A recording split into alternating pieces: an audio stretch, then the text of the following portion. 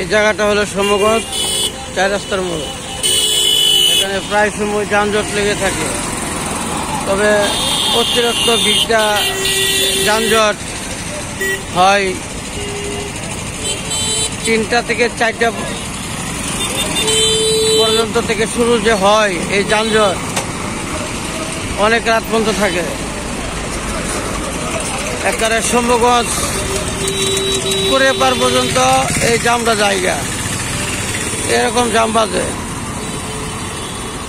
আর এরকম সকাল দিকে কিংবা দুপুর দিকে যানজটটা খুব কম থাকে। এখনের পরিস্থিতি মোটামুটি ভালো আছে, তবে বিকাল দিক অবস্থা খুব নাজেহাল থাকে, বিরাট যানজট থাকে,